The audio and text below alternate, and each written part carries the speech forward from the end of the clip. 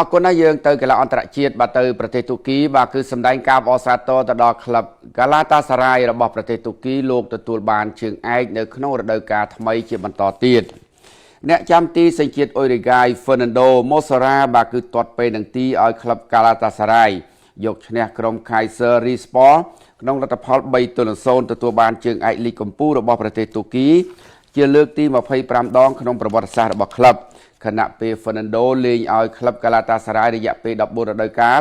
ត្រូវបញ្ចប់ខណៈពេលក្លឹបដែលមានមូលដ្ឋាននៅក្នុងទីក្រុង Istanbul របស់ប្រទេសទូគីមួយនេះ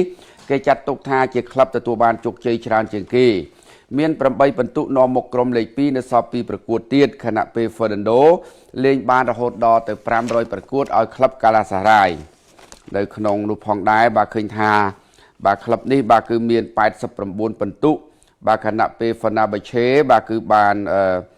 បាទយកឈ្នះបាទគឺក្លឹបបាទគឺ e-sport បាទគឺ2-1មាន81ពិន្ទុនៅសល់2ប្រកួតទៀតអញ្ចឹងទោះបី Fenerbahce លោកតាមឈ្នះ2ប្រកួតក៏ទៅមិនទាន់ដែរដូច្នេះហើយក្នុងនោះបាទគឺកីឡាករខ្សែប្រយុទ្ធនីសេរីយ៉ា Victor Osimhen បាទគឺសុទ្ធបញ្ចូលទីបានបាទគឺរហូតដល់ទៅ26គ្រាប់ឯណោះបាទគឺល្អមែនតើបាទសម្រាប់បាទគឺក្រុមបាទគឺ Galatasaray របស់ប្រទេសទូគីយើងទៅប្រទេសហូឡង់វិញបាទឃើញថាក្រុម PSV Eindhoven បាទលោកទទួលបានជើងឯកនៅក្នុងក្របខ័ណ្ឌ Eredivisie របស់ប្រទេសហូឡង់ហើយបាទពលគឺទទួលបានជើងឯកពីរដូវកាលជាប់គ្នាបន្ទាប់ពីយកឈ្នះក្រុម Sparta Rotterdam 3-1មាន1ពិន្ទុនាំមុខក្រុម AEK ធ្វើឲ្យ PSV ទទួលបានជើងឯកលំដាប់កំពូលរបស់ប្រទេសហូឡង់ជាលើកទី26ដងក្នុងប្រវត្តិសាស្ត្របាទគឺរបស់ក្លឹបផងដែរបាទគឺ PSV នេះបាទជាគូប្រជែងជាមួយនឹងក្រុម AEK Amsterdam របស់ប្រទេសហូឡង់ដូច្នេះបាទគេមាន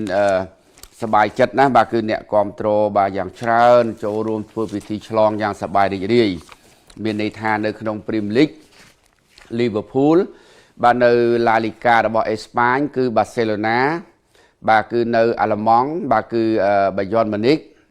បាទនៅ Portugal Sporting Lisbon នៅទូគី Galatasaray នៅបារាំងបាទគឺ Paris Saint-Germain ហើយនៅហូឡង់នេះបាទគឺ PSV Eindhoven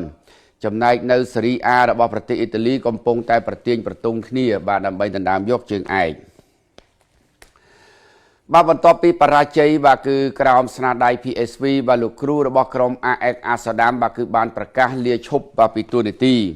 លោក Francesco Farioli អាយុ36ឆ្នាំសញ្ជាតិអ៊ីតាលីបានសម្រេចចិត្តចាក់ចេញពីគ្រូបង្គោលក្រុម AEK ហើយបន្ទាប់ពីដឹកនាំរយៈពេល1ឆ្នាំហើយចុះកិច្ចសន្យារយៈពេល3ឆ្នាំកន្លងមកក្រុម AEK មាន9ពិន្ទុនាំមុខក្រុមលេខ2សល់7ប្រកួតបែរជាផ្លាតចាញ់រហូតធ្វើឲ្យ PSV ក្រងជើងឯកលីកកំពូលរបស់ប្រទេសហូឡង់កីឡាករខ្សែការពារសញ្ជាតិអង់គ្លេសរបស់ក្រុម Bayern Munich បាទគឺ Eric Dier សម្រេចចិត្តទៅចូលរួមជាមួយនឹងក្លឹបបាទគឺ AS Monaco រយៈពេល3ឆ្នាំនៅក្នុងប្រទេសបារាំងហើយបន្ទាប់ពី Dier លេងបាន47ប្រកួតឲ្យក្រុម Bayern Munich បាទគឺនៅ Allianz Arena ហើយកីឡាករវ័យ31ឆ្នាំនេះបានទៅចូលរួមជាមួយនឹង Bayern Munich កាលពីខែមករាផ្ទេរមកពី Spurs ឥឡូវនេះក្លាយជាកីឡាករពេញសិទ្ធិរបស់ក្រុម AS Monaco ដោយមិនមានតម្លៃផ្ទេរហើយលេងដល់ឆ្នាំ2028 Eric Dier ធ្លាប់លេងបាន365ប្រកួតបាទឲ្យក្រុមបាទគឺ Spurs 9រដូវកាលចាប់តាំងពីខែសីហា2014ដែលកីឡាកររូបនេះផ្ទេរមកពីក្រុម Sporting Lisbon រួចមកJimmy Vardy បាទគឺសម្រេចគ្រាប់ទី200របស់ខ្លួនបាទគឺជាមួយនឹងក្រុម Leicester City ហើយបង្ហាញខ្លួន500ប្រកួតហើយក៏ត្រូវចាក់ចេញពីក្លឹបបាទគឺនៅបញ្ចប់រដូវកាលនេះផងដែរខណៈពេល Leicester City បាទគឺជាក្រុមដែលត្រូវបាទគឺកាត់ចេញពីក្របខ័ណ្ឌ Premier League ក្រុម Leverkusen បានអនុញ្ញាតឲ្យកីឡាករបាទគឺខ្សែបម្រើប្រយុទ្ធបាទគឺដ៏ល្អ Jeremy Frimpong បាទគឺទៅរួមជាមួយនឹង Liverpool រយៈពេលបាទ5ឆ្នាំនៅក្នុងតម្លៃផ្ទេរបាទគឺ29លាន50ម៉ឺនផោនទៅជំនួសតំណែងកីឡាករ Trent Alexander-Arnold ដែលត្រូវបាទគឺចាក់ចេញបាទគឺទៅកាន់បាទគឺប្រទេសបាទគឺអេស្ប៉ាញផងដែរ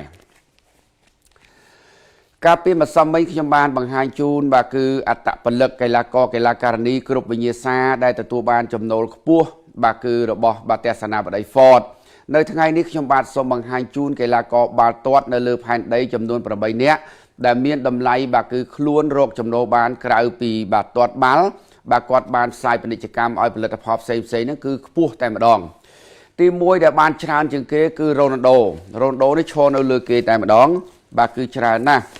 បាទមួយឆ្នាំគាត់ទទួលបានបាទគឺ217លាន25ម៉ឺនផោនបាទសម្រាប់កីឡាកររូបនេះហើយគាត់បានចុះកិច្ចសន្យាជាមួយនឹងផលិតផល Nike បាទគឺមួយជីវិតរបស់គាត់គេហៅថា Lifetime ហ្នឹងមានតម្លៃរហូតដល់ទៅ1000លានដុល្លារសហរដ្ឋអាមេរិកឯណោះហើយគាត់មានដៃគូជាមួយដូចជា Pepsi Mastercard Huawei និងផលិតផលបាទគឺ Tech Heuer ម៉ាស៊ីនត្រជាក់ Amadi បាទគឺ LV ជាដើមបាទអញ្ចឹងមានន័យថាក្រៅពីតម្លៃពលកម្មថ្លៃនៅហត់នៅលើវាស្មៅបូកបញ្ចូលការផ្សាយពាណិជ្ជកម្ម brand ធំទៀតរ៉ូណាល់ដូទទួលបានរហូតដល់ទៅ217លាន25ម៉ឺនផោនបាទគឺនៅក្នុងមួយឆ្នាំផងដែរជាចំនួនមួយដ៏ច្រើនបាទគឺសម្រាប់បាទគឺកីឡាករប៉ុកទុយហ្គាល់រូបនេះហើយគេលេងបានបាទគឺ1250ប្រកួតសុទ្ធបាន934គ្រាប់បាទហើយគេឈ្នះជើងឯក33កម្មវិធីក្នុងរយៈពេល23រដូវកាលរបស់គេតែម្ដងសម្រាប់រ៉ូណាល់ដូអញ្ចឹងក្នុងជីវិតបាល់ទាត់របស់គាត់ឈ្នះ33កម្មវិធីហើយអ្នកទី2គឺមេស៊ីនឹងហើយបាទគឺមេស៊ីនេះគឺទទួលបានចំណូលច្រើនលំដាប់ទី2បន្ទាប់ពីរ៉ូណាល់ដូគឺ106លាន65ម៉ឺនផោនបាទក្រៅពីបាទគឺថ្លៃនៅហត់នៅលើវាស្មៅជាមួយនឹងក្រុម Inter Miami នោះកីឡាកររូបនេះបាទគឺបានបាទផ្សាយពាណិជ្ជកម្មឲ្យក្រុមហ៊ុន Adidas ក្រុមហ៊ុន Pepsi Huawei Mastercard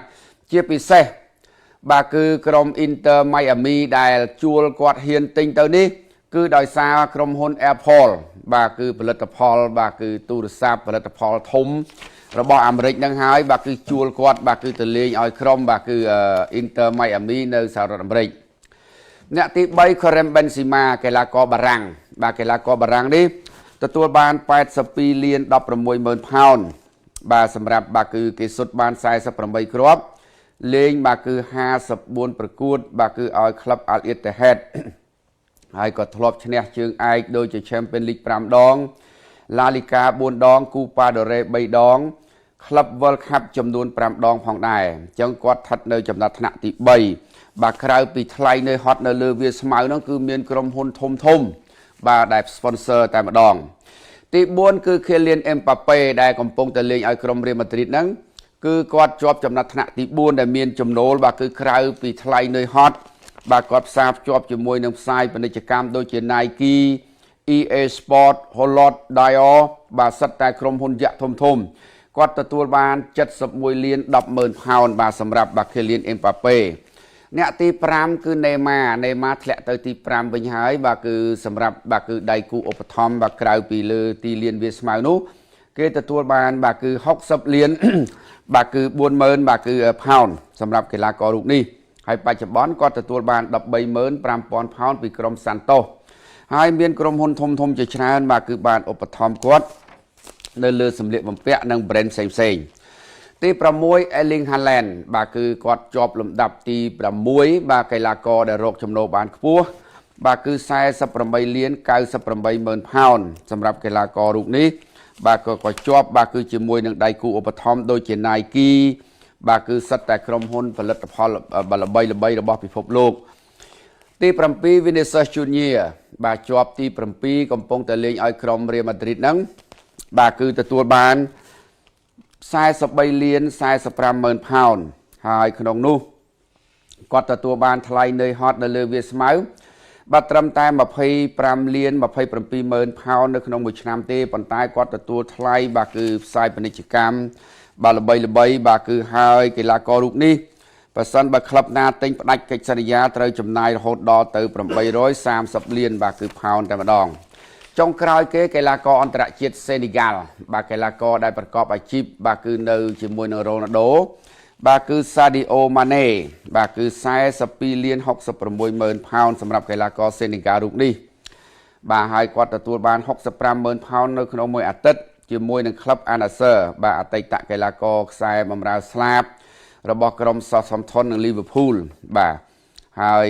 គាត់បានមានកិច្ចសន្យាដល់ឆ្នាំ2027ឯណោះក្រុមមន់ខ្នាយមាស Tottenham Hotspur បានធ្វើដំណើរទៅដល់ទីក្រុង Bilbao របស់ប្រទេសអេស្ប៉ាញហើយដើម្បីស្វែងរកពានជាលើកដំបូងបាទចាប់តាំងពីឆ្នាំ2008មកបាទហើយដើម្បីរកពានអឺរ៉ុបជាលើកដំបូងបាទរបស់ខ្លួនផងដែរប៉ុន្តែនៅក្នុងលីកគាត់លេងដល់ធ្លាក់ដល់លេខ17បាទគឺនៅក្នុងលីកមិនសូវល្អប្រហែលទេបាទហើយដើម្បីស្វែងរកបាទពាននេះជាលើកដំបូងរយៈពេល41ឆ្នាំអញ្ចឹងយើងចាំមើលទៅបាទជួបជាមួយនឹង Man U ដែលជាគូប្រជែងមូហាម៉ាត់សាឡាបាទត្រូវការមួយគ្រាប់ទៀតបាទគឺដើម្បីស្មើជាមួយនឹងដូចជាអាឡាំងឈឺរ៉ឺបាទដូចជាបាទ Thierry Henry បាទឥឡូវនេះគាត់លេង400ប្រកួតហើយឲ្យ Liverpool គិតត្រឹមយប់មិញបាទកីឡាករបាទ AC Brook នេះប៉ាកែមែនតែនគាត់សុទ្ធបានបាទគឺ27គ្រាប់បោះឲ្យគេសុទ្ធបាទគឺ17គ្រាប់លេង29ប្រកួតបាទត្រូវការតែ3គ្រាប់ទៀតទេបាទគឺស្មើជាមួយនឹង Alan Shearer បាទ Andy Cole ជាដើមដែលធ្លាប់ធ្វើបានអញ្ចឹងណាបាទគឺជាកីឡាករល្អចាប់តាំងពីចូលរួមជាមួយនឹង Liverpool ផ្ទេរមកពី Roma មកឆ្នាំ2017 34លានផោននោះគេសុទ្ធបាន354គ្រាប់លេង400ប្រកួតសុទ្ធខ្លួនឯង244គ្រាប់បោះឲ្យគេសុទ្ធបាទគឺ110គ្រាប់បាទអញ្ចឹងគាត់ជាកីឡាករបរទេសមួយដែលមានការលេចធ្លោច្រើនជាងគេ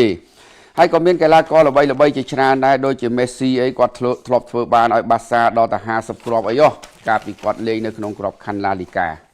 អរគុណរឿងរ៉ាវកីឡាព្រឹកនេះបានឈានមកដល់ទីបញ្ចប់បាទយើងត្រូវហាត់ប្រាណទាំងអស់គ្នាដើម្បីសុខភាពរាងកាយមាំមួន